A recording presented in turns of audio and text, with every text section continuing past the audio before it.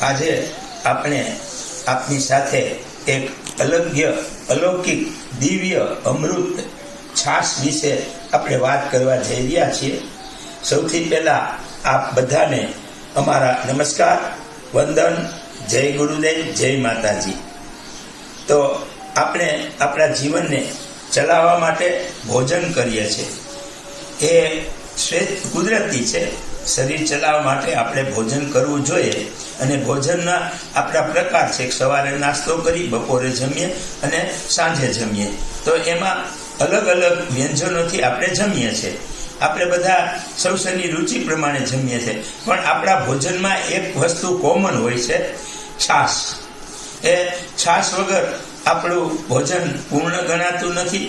અને છાશ એ આપણા બધી અથવા ગરીબ માણસોનું અમૃત ભોજન, દિવ્ય છાશ એ ભોજનમાં અમૃત સમા એ છાશનો ઉપયોગ બધા કરે છે. તો અહીંયા આપણે એ છાશ વિશે ટૂંકી વાત કરવાનો આપણે પ્રયત્ન કરીશું. તો છાશ બનાવવાની રીત, પહેલાં તો સૌથી પહેલાં આપણે એક માટીનું વાસણ લેવું પડે. આપણી જે જૂની પરંપરા હતી એ પરંપરામાં માટીના વાસણમાં રસોઈને છાશ કે માખણ મેળવતા એ બધું થતું. તો આપણે એક આપણા ઘર પ્રમાણે, આપણી જે જરૂરિયાત પ્રમાણે એક માટીના કાળા કલરનું માટીનું વાસણ લેવાનું. એમાં જે ઘરે છાશ બનાવીએ, આપણે આપણા ઘર પ્રમાણે 2 કે 3, 4 સભ્યો પ્રમાણે જે આપણે છાશ બનાવતા હોય એ રીતે છાશ બનાવવાની છે. અને એ છાશ બની જાય એટલે માટીના વાસણમાં ઢાંકીને મૂકી દેવાની છે. તો એ છાશની અંદર આપણે અમૃત છાશ અને દિવ્ય છાશ બનાવવા માટે એક ચમચી હળદર, એક દેશી ગોળ 1 ચમચી એમાં નાખી, મિલાવી અને હલાવી અને મૂકી દેવાની છે ઢાંકીને. એમાં બરફ નથી નાખવાનો કે ફ્રીજમાં મૂકવાનું નથી. તો આપણે જ્યારે જમવા બેસી એ પહેલાં 1 કલાક પહેલાં આ છાશમાં ગોળ અને હળદર નાખી દેવાનો છે. તો જ્યારે જમવા બેસીએ ત્યારે એને હલાવી અને જે રીતે આપણે જમીએ છીએ એ રીતે એ છાશનો આપણે ઉપયોગ કરવાનો છે ભોજનમાં. આ રીતે આપણે છાશ પીવાથી, આ છાશથી આપણને 2 કે 3 ફાયદા થશે. મોટામાં મોટો ફાયદો આપણના શરીરમાં, જે લોકોને કિડની છે, કિડનીમાં પથરી થઈ ગઈ છે અથવા પથરીની તકલીફ છે, એ લોકો આ દરરોજ 2 ટાઈમ સવારે અને સાંજે છાશ પીશે તો ધીમે ધીમે એ પથરી નાના કણોથી અથવા કટકા ખાઈ અને નીકળી જશે. તો આ છાશનો એક બહુ મોટો લાભ આપણને થાય છે. પછી અમૃત સમાન એટલે કે દિવ્ય છાશ છે ભોજનની અંદર ખાવાથી આપણને જમીએ અને છાશ પીએ.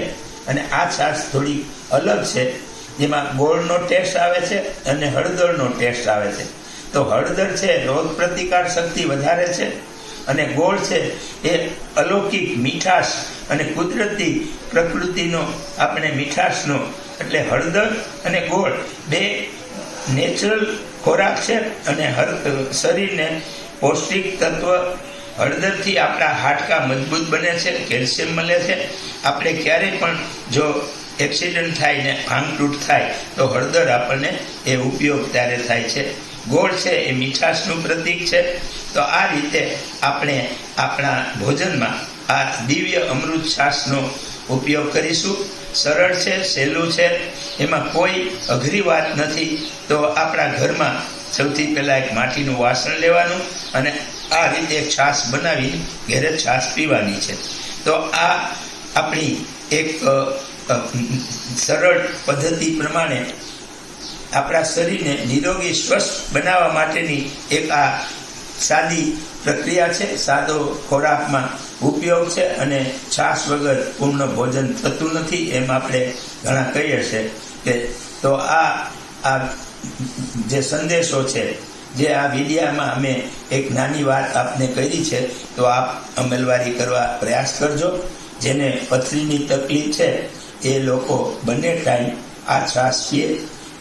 એમાં બરફ નથી નાખવાનો, મીઠું નથી નાખવાનું, ખાંડ નથી નાખવાની અને ફ્રીજમાં નથી રાખવાનું. તો આ રીતે આપણે છાશ પીશું. તો આપને બીજી અમારી એક વિનંતી કે અમારો આ જે વિડીયો છે, અમારી આ ચેનલ છે, એ અલગ પ્રકારની ચેનલ અમે કરવાનો પ્રયત્ન કરીએ છીએ. એમાં આધ્યાત્મિક વિષયો ઉપર, વૈજ્ઞાનિક વિષયો ઉપર, વ્યવહારિક વિષયો ઉપર, ધ્યાન, યોગ, પ્રાણાયામ, કસરત, ચાલવું, એટલે અલગ અલગ જે આપણી ક્રિયાઓ છે એ ક્રિયાઓ ક્રમશ રીતે આપને પહોંચાડવાનો અમારો પ્રયાસ છે. તો લાઈક કરજો, સબસ્ક્રાઇબ કરજો, વિડીયોને બીજા મિત્રોને શેર કરજો આપને ગમ્યો હોય તો, અને સબસ્ક્રાઇબ કરજો. આપણો પ્રયાસ એવો છે, સરળ છે. આપણો જે આ પ્રયાસ છે આ ચેનલનો, અથવા વેદ માતા ગાયત્રી પ્રજ્ઞાપીઠ ગાયત્રી પરિવારનો, એક સહેલો સરળ રસ્તો બધાને આપવાનો, બધાને માર્ગદર્શન આપવાનો અને અમુક વસ્તુની દિશા રૂપરેખા આપવાનો પ્રયાસ છે. તો ફરીથી આપને નમસ્કાર, વંદન. આપણે જાણીએ છીએ કે ટૂંક સમયમાં દિવાળી આવવાની છે, તો દિવાળીમાં આપને મંગલ કામના, શુભકામના. આપણે બધા સુખી રહી, નિરોગી રહી, સ્વસ્થ રહી, એ ભાવ સાથે અસ્તુ.